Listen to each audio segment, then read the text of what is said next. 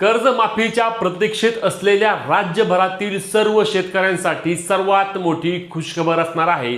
अखेरीस कर्जमाफीचं बिगुल वाजलेलं असून कर्जमाफीची घोषणा आणि कर्जमाफीचा GR सोबत यादी देखील येणार आहे आणि राज्यातील सर्व शेतकरी जे पात्र असणार आहेत त्यांना 2 लाख रुपयापर्यंतच्या कर्जमाफीचा थेट लाभ दिला जाणार आहे आणि जे शेतकरी रेग्युलर आहेत त्यांना 50,000 रुपये प्रोत्साहनपर अनुदान स्वरूपात त्यांच्या खात्यावरती जमा केले जाणार आहे।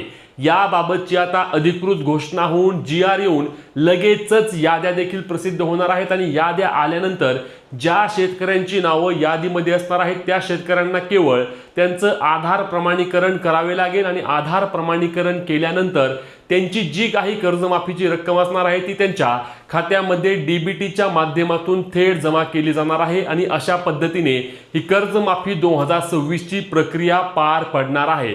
आता यामध्ये कोणते शेतकरी असतील त्यासोबतच हे कर्जमाफीबाबतची अधिकृतपणे माहिती किंवा घोषणा आणि GR कधी येणार आहे याची देखील माहिती आली आहे आणि या दिवशी शेतकऱ्यांसाठी पहिली यादी येऊन राज्यातील शेतकऱ्यांना सर्वात मोठा दिलासा मिळणार आहे। कारण आपण पाहिलं आहे की यावर्षी कर्जमाफीची घोषणा आपल्या मुख्यमंत्र्यांनी बजेटमध्ये केली आणि त्यानंतर सर्व शेतकऱ्यांचा एकच प्रश्न होता ते म्हणजे कर्जमाफी होणार कधी, कर्जमाफी होणार कधी, यादी कधी येणार, GR कधी येणार, जेणेकरून आम्ही निश्चिंत होऊ की बाबा आम्हाला आता कर्जमाफी मिळणार आहे आणि त्यासोबत नवीन पीक कर्ज देखील आम्हाला कधी वाटप होणार। तर सर्व प्रश्नांची उत्तरे आजच्या व्हिडिओच्या माध्यमातून जाणून घेणार आहोत, त्यामुळे व्हिडिओ शेवटपर्यंत पहा। चॅनलला सबस्क्राइब करून आपल्या पेजला फॉलो करायला विसरू नका, जेणेकरून योजनेसंदर्भातील पुढील सर्व अपडेट तुमच्यापर्यंत सर्वात आधी आणि सर्वात योग्य पद्धतीने शेतकरी मित्रांनो आपण पोहोचवणार आहोत। तर यातील सर्वात पहिला आणि महत्त्वाचा मुद्दा म्हणजे लक्षात घ्या शेतकरी मित्रांनो, तुमचा प्रश्न होता की कर्जमाफीबाबतची घोषणा किंवा कर्जमाफीचा GR कधी येणार। तर यासाठीचा मुहूर्त दिनांक 31 मे रोजी पुण्यश्लोक राजमाता अहिल्यादेवी होळकर यांच्या पुण्यतिथीच्या निमित्ताने त्या ठिकाणी या घोषणा केली जाणार आहे आणि या जयंतीच्या निमित्ताने माफ करा होत असलेल्या या घोषणेमध्ये राज्यातील शेतकऱ्यांना मोठा लाभ मिळणार आहे आणि 31 मे रोजी कर्जमाफीबाबतच्या कार्यक्रमाद्वारे घोषणा होईल आणि शेतकऱ्यांना कर्जमाफीबाबतची प्रक्रिया देखील सुरू केली जाणार आहे। त्यानंतर दुसरा महत्त्वाचा मुद्दा म्हणजे पहिली यादी येऊन लगेचच रक्कम जमा होईल। म्हणजे आता काय होईल लक्षात घ्या की 30 जूनच्या आधी ही प्रक्रिया पूर्ण करून घ्यायची आहे। किती? 30 जून। आणि मग 30 जूनच्या आधी ही प्रक्रिया पूर्ण करून घ्यायची झाल्यास त्वरित आणि अगदी क्विक पद्धतीने म्हणजेच की जेव्हा यादी येईल एकतर याद्या स्वरूपात म्हणजे एकदा सर्वांची यादी येईल असं नाही होणार, तर पहिली यादी येईल। पहिल्या यादीमध्ये ज्या ज्या शेतकऱ्यांचे नावं असतील त्या शेतकऱ्यांना बँकेमध्ये किंवा मग ई सेवा केंद्राद्वारे किंवा त्यांचं सेपरेट पोर्टल येईल त्या पोर्टलवर जाऊन त्यांची KYC किंवा आधार प्रमाणीकरण करावे लागेल।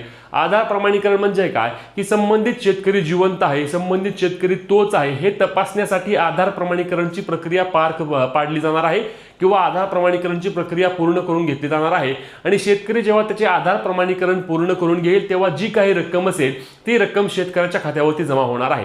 आता यातील महत्त्वाचा पुढचा मुद्दा म्हणजे ज्या शेतकऱ्यांचे 2 लाखांपेक्षा जास्त कर्ज आहे त्यांचं काय होणार, तर याबाबत आपल्या कृषी मंत्र्यांनी आधीच स्पष्ट केले आहे। जर समजा तुमच्यावर 4 लाख रुपये थकबाकी आहे पीक कर्ज, लक्षात घ्या दुसरं कर्ज माफ होत नाही। अनेक शेतकऱ्यांचा प्रश्न असतो की मध्यम मुदत आहे, लँड डेव्हलपमेंट आहे, पाईपलाईन साठी घेतलेलं कर्ज आहे, मग ते कर्ज देखील माफ होणार का, तर ते कर्ज माफ होत नाही, फक्त आणि फक्त पीक कर्ज माफ होते। आता समजा तुमच्याकडे 4 लाख रुपये कर्ज आहे किंवा 4 लाख रुपये तुमची थकबाकी रक्कम झालेली आहे, मग तुम्हाला काय करावं लागणार, तर तुम्हाला 2 लाख रुपये तुमच्या संबंधित बँकामध्ये सोसायटीमध्ये भरावे लागणार आणि ते पैसे भरल्यानंतर जे 2 लाख रुपये तुमचे कर्जमाफी आहे ते कर्जमाफी रक्कम तुम्हाला मिळणार आणि तुमची कर्जमाफी त्या पद्धतीने पूर्ण करून घेतली जाणार आहे। आता एखाद्या शेतकऱ्यावर समजा 70 किंवा 80 हजार रुपये कर्ज आहे तर त्या शेतकऱ्याचे 70-80 हजार रुपये कर्ज माफ होणार, पण यासाठी लक्षात घ्या 30 सप्टेंबर 2025 आधी तुमचे कर्ज थकबाकीमध्ये गेलेलं असणं आवश्यक असणार आहे। 30 सप्टेंबर नंतरचे जे शेतकरी असणार आहेत त्यांना या कर्जमाफीचा लाभ मिळणार नाही। त्यासोबतच चालू म्हणजेच की प्रोत्साहनपर अनुदान नक्की कोणाला मिळणार, अनेक शेतकऱ्यांचा प्रश्न होता की आम्ही या वर्षी कर्ज घेतलं आहे आणि आम्ही नवजून केले मग आम्हाला देखील हे 50,000 रुपये जमा होणार का, तर असं नाही। यामध्ये देखील क्रायटेरिया आहे, तुम्ही तुमचे पीक कर्ज सलग 3 वर्ष नवजुने केलेले असावे आणि तरच तुम्ही या 50,000 रुपये सानुग्रह अनुदान किंवा प्रोत्साहनपर अनुदानासाठी पात्र ठरता। आता यामध्ये पुढचा महत्त्वाचा प्रश्न म्हणजे अनेक शेतकऱ्यांनी विचारलं की आमच्या सोसायटीमध्ये कर्ज आहे किंवा आमची सरकारी बँक नाहीये, खाजगी बँकेमध्ये काढलेलं कर्ज आहे। लक्षात घ्या तुमची कोणतीही सरकारी बँक असू द्या, खाजगी बँक असू द्या, सोसायटी असू द्या, जिथे जिथे तुम्ही पीक कर्ज घेतलं आहे ते पीक कर्ज 2 लाख रुपयापर्यंत आणि तुमचे पीक कर्ज 30 सप्टेंबर 2025च्या आधी थकबाकीमध्ये गेलं असेल तर तुम्हाला या कर्जमाफीचा लाभ दिला जाणार आहे आणि तुमची कर्जमाफी केली जाणार आहे। त्यामुळे तुम्हाला घाबरून जाण्याचे यामध्ये कोणत्याही प्रकारचे कारण नाही। पुढचा महत्त्वाचा मुद्दा म्हणजे 30 जूनच्या आधी आम्ही कर्जमाफीची प्रक्रिया पूर्ण करू असे आपले मुख्यमंत्री कृषी मंत्री यांच्या वतीने वारंवार सांगितलं गेलं आहे। म्हणजे 30 जून आधी तुमचे कर्जमाफी होईल आणि त्यासोबतच शेतकऱ्यांची कर्जमाफी झाल्या शेतकऱ्यांना नव्याने कर्ज उपलब्ध करून देण्यासाठी देखील बँकांना आदेश देणार असल्याचे देखील आपल्या मुख्यमंत्र्यांच्या वतीने स्पष्टपणे सांगण्यात आलेले आहे। म्हणूनच ही कर्जमाफीची प्रक्रिया आता लवकरात लवकर राबवली जाणार असून शेतकऱ्यांना यामधून मोठा दिलासा मिळणार आहे।